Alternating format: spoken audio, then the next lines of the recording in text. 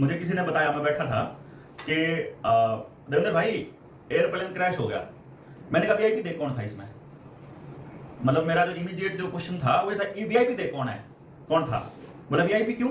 मैं कहा ये देखना है कि ये क्रैश जो है ना ये हादसा है या ये साजिश है, पहले चेक करना है।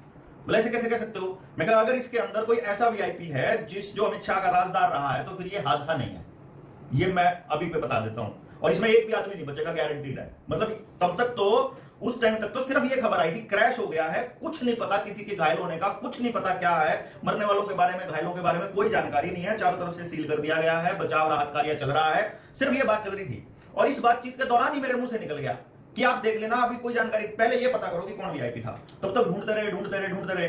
तो अचानक से फिर मैंने एक वीडियो बना दी। मुझे नहीं मालूम था उस टाइम तक कि भाई ऐसे ऐसे करके कोई, उसमें विजय रूपाणी भी साथ में था। तो मैंने उसी टाइम वीडियो बनाई और पहली वीडियो में मैंने ये बोला कि आपको ये देखना होगा कि ये साजिश है या हादसा है। क्योंकि जनता सरकार मोर्चा की पलवल की ट्रेनिंग में मैंने ये बात बताई थी 2023 में अपने साथियों को। मैंने कहा था कि देखो होता कैसे है, मान लीजिए जनता सरकार मोर्चा इस लेवल पे पहुंच गया कि सरकार के सारे षड्यंत्रों को जनता के सामने रखने लग गया।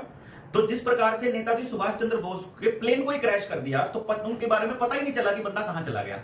इसी तरीके से या तो वो किसी को युद्ध अपराधी बना देंगे, या वो किसी को फांसी तोड़ देंगे आतंकवादी बना करके, या वो उसके ऊपर कोई दूसरा अटैक करवा देंगे, रोड रेज में मरवा देंगे। जैसे मान लो भाई एक बंदा उनको खटक रहा है तो उस खटकने वाले बंदे को वो क्या करेंगे कि सड़क पे चले, जहां सीसीटीवी कैमरा है वहां उन्हीं का आदमी आगे बाइक अड़ा देगा, आपकी बाइक या आपकी गाड़ी को टक्कर मार देगा हल्की सी दूसरी गाड़ी से या बाइक से। आप गाड़ी रोकोगे क्योंकि आप जो है सामाजिक जीवन में हो, आप उसको बोलोगे तेरे से देख के नहीं चला जाता, वो जानबूझ के आपसे पंगा लेगा, आप उसके साथ हाथापाई करेगा, वो पहले हाथ उठाएगा या छेड़ेगा, बाय चांस आपका हाथ उठ गया, वो बंदे कॉल करेगा, पास में बंदे होंगे और बंदे आ जाएंगे, सरिया या बड़ा लट सिर में लग के मौत हो गई। तो सीसीटीवी कैमरा आपको ये दिखाएगा जैसे कि ये मौत मतलब हादसा थी, एक रोड रेज था और आदमी मारा गया, जबकि वो पूरा प्लानिंग का हिस्सा है। जिसे दीप सिद्धू को मारा, अब आपका मोबाइल जीपीएस लोकेशन देता है, आपका मोबाइल कितनी स्पीड से चल रहा है बता देता है, आपके फोन में जीपीएस में पता लग जाता है। इतनी स्पीड से चलते हुए आपका फ्लक्चुएशन कितना हो रहा है ये भी बता देता है। तो आप पर्टिकुलर चौक तक पहुंचने में कितना समय लगाओगे पता लग जाएगा। आपकी फील्डिंग भी लग सकती है, वहां पे चार आदमी बैठ जाए, यहां से क्रॉस कर लिया, यहां से क्रॉस कर लिया, यहां से क्रॉस कर लिया, और जैसे ही उस चौक के पास पहुंचने लगे उधर से स्पीड से आपकी दूसरी कार या दूसरा ट्रक उसको उड़ा दे। आपको पता है क्योंकि आपकी लोकेशन तो 24 आवर उनके पास है।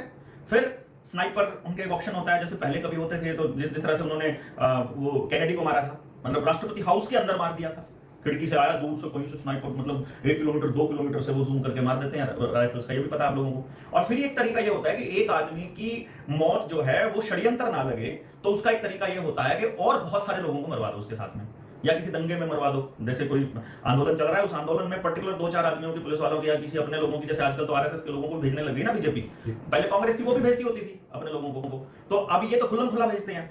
तो किसी अपने आदमी की ड्यूटी लगा दो कि तेरा टारगेट है कि राहुल को टारगेट करना है तुमने, भाई ये आदमी नहीं बच के जाना चाहिए, बाकी कोई बचे, तो लाठी चार्ज में उस आदमी का जरूर सर फूटना चाहिए। जैसे लाला लाजपत राय को लाठी चार्ज करके मारा था उस टाइम पे जनरल डायर ने, तो इसी तरह जनरल डायर का कौन सा वो साइमन, ठीक है।